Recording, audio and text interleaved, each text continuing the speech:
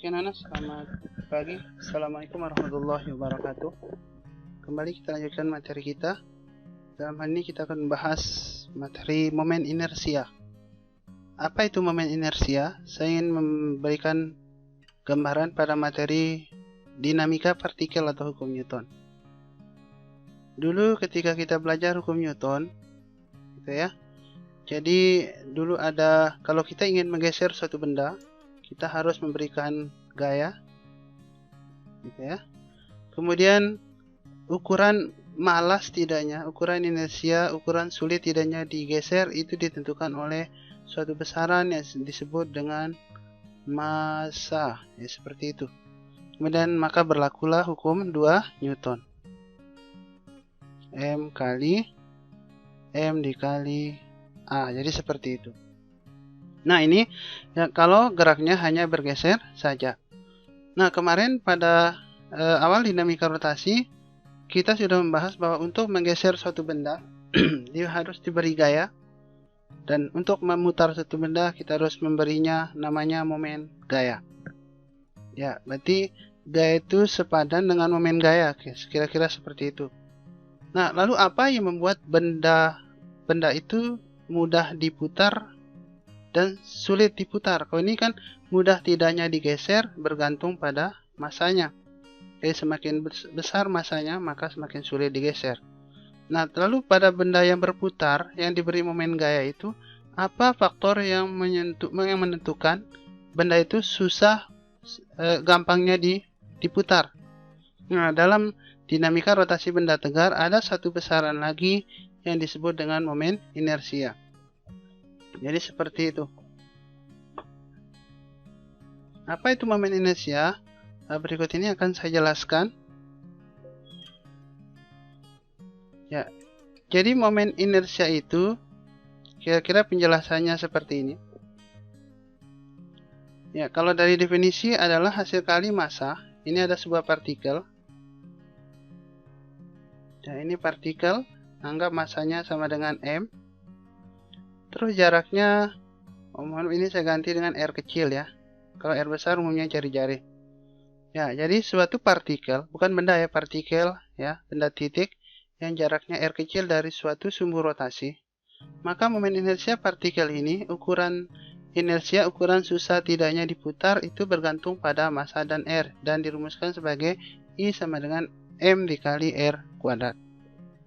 Nah, inilah yang disebut dengan momen inersia, gitu ya. Terus bagaimana kalau partikelnya dalam waktu bersamaan itu ada dua, misalkan berputar bersama. Ya, berarti nanti ini menjadi M1 R1 kuadrat karena ini punya M. Ya, dia juga nanti akan punya jarak gitu ya. Ya, jadi ini M1, ini R1, yang ini M2,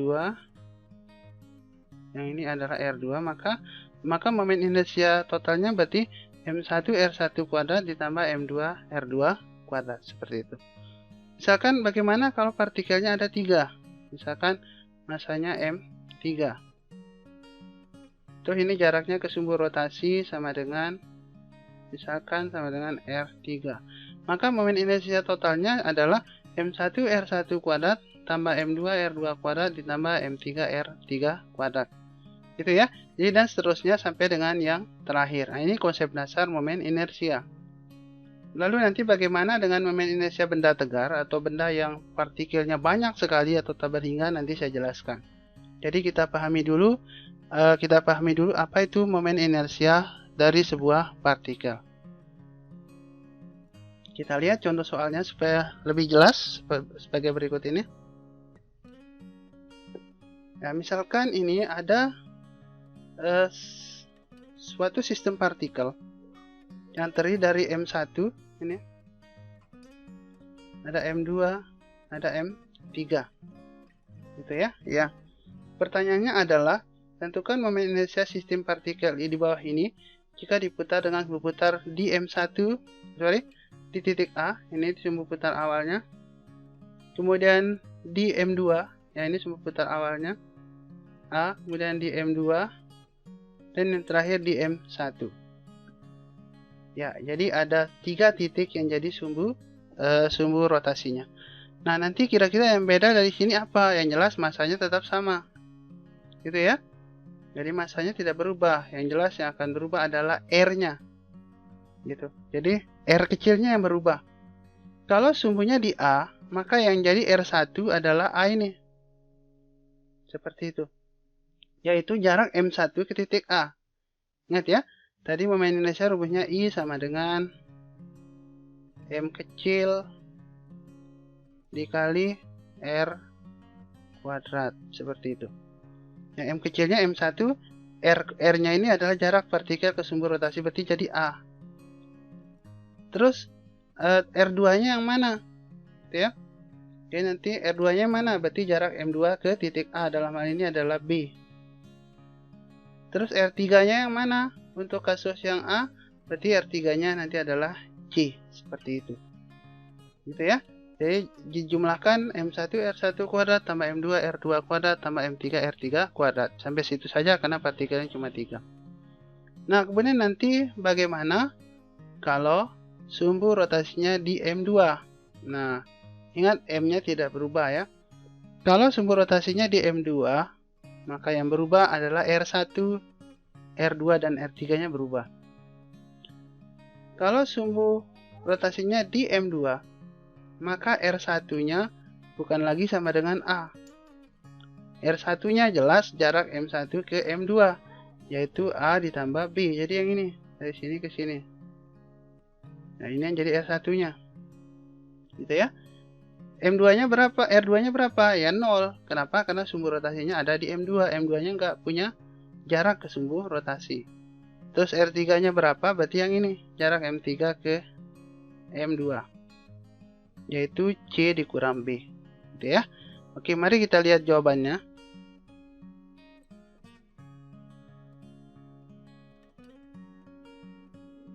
Ya, jawabannya ini langsung muncul ya. Tapi tadi sudah saya jelaskan. Ya, langsung ini rumusnya. Rumusnya ini ya, karena sampai 3 partikel. Mari kita lihat. Yang beda adalah di R-nya. Rumusnya adalah momen inersia terhadap titik A sama dengan M1 10 ini dikali R1 kuadrat. Berarti jarak M1 ke titik A, yaitu A. Mana A? A-nya 0,2 meter. 0,2 kuadrat. Ditambah M2 kali R2 kuadrat. M2 ya 8 gram. Gitu ya. Dikali R2-nya mana? Berarti jarak M2 ke A, yaitu B. Itu 0,3. Nah, ini 0,2 dalam meter semua, harus dalam meter, tidak boleh dalam sentimeter. Ini 0,3 meter. Dan nanti C-nya ini yaitu R3, yaitu jarak M3 ke A, yaitu 0,5 meter. Seperti itu. Ya, jadi ini rumusnya tidak berubah ya. Jadi ini beda dengan momen gaya. Momen gaya kan harus lihat mutar kiri, mutar. Kalau ini nggak ada. Yang jelas kan arah putarnya sama semua. Gitu ya. Jadi tidak ada yang negatif, semua tambah. Nah, setelah itu urusan fisikanya selesai karena yang ini ke bawah ya. Yang ini sampai hasil akhirnya itu adalah urusan matematik. Ya, sampai sini. Ya, urusan matematik. Dikuadratkan, dikali, lalu ditambah seperti itu. Jadi momen inersia ketika momen sumbu rotasinya di A hasilnya 2,12 gram karena kita tadi pakai gram dikali meter kuadrat karena kita jadikan meter ini. Nah, karena satuannya kilogram meter kuadrat ya tinggal kita ubah. Jadi 2,12 kali 10 pangkat min 3 kg meter kuadrat. Selanjutnya bagaimana kalau sumbu rotasinya di M2? Ini jawabannya. Kalau sumbu rotasinya di M2, ya ini jadi sumbu rotasi. Berarti nanti yang berubah adalah R1, R2, R3. M1 tetap ya, tetap 10 gram. Nah, R1 sekarang bukan lagi A, tapi dari sini ke sini. Yaitu A tambah B. Ya, A tambah B 50 cm, A tambah B. Jadi 50 cm atau 0,5 meter. Ya, 0,5. Kali M2 tambah M2 R2 kuadrat. Nah, karena M2 ada di sumbu rotasi, maka R2-nya 0. Seperti itu. karena dia nggak punya momen inersia. Seperti itu ya. Kemudian bagaimana dengan M3 R3? Ya, ingat rumusnya tetap sama, tidak berubah. Nah, R3-nya sekarang yang ini saja. Bukan lagi C kayak tadi. Kalau tadi karena A-nya sumbu rotasi, maka R3-nya C. Sekarang hanya jarak M3 M2. Berapa? Ya C kurang B. Berapa C kurang B? Ya ini dia. 50 kurang 30. Ya jawabannya 20 cm ya, atau 0,2 meter. Ya ini dia 0,2 kuadrat. Setelah itu proses matematik 1, 2 sampai dengan hasil akhir ya. Jadi jawabannya 2,66 gram kali meter kuadrat, atau 2,66 10⁻³ kilogram meter kuadrat. Kemudian ada satu lagi pertanyaan yaitu bagaimana, saya kembali tadi.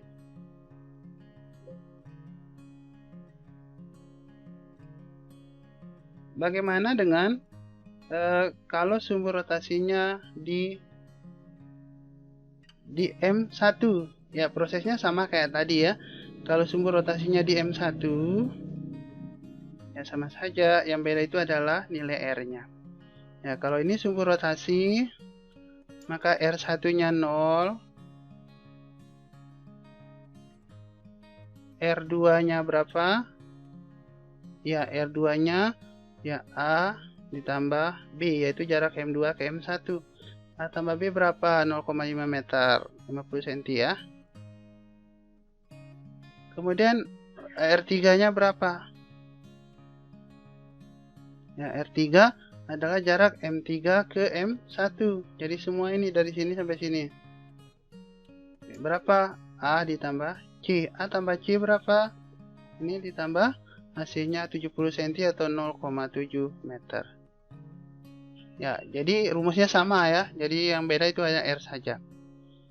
Ya, jadi dari contoh soal ini, anak-anak sekalian, kelihatan bahwa sistem partikelnya sama, tetapi ketika sumbu rotasinya digeser, maka ternyata momen inersianya beda-beda.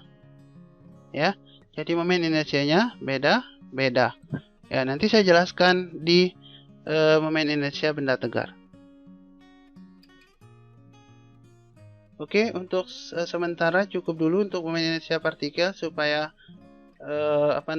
videonya tidak terlalu panjang. Nah, di sini ada soal untuk latihan. Di video berikutnya kita akan lanjut ke momen inersia benda tegar. Demikian untuk sementara. Terima kasih. Assalamualaikum warahmatullahi wabarakatuh.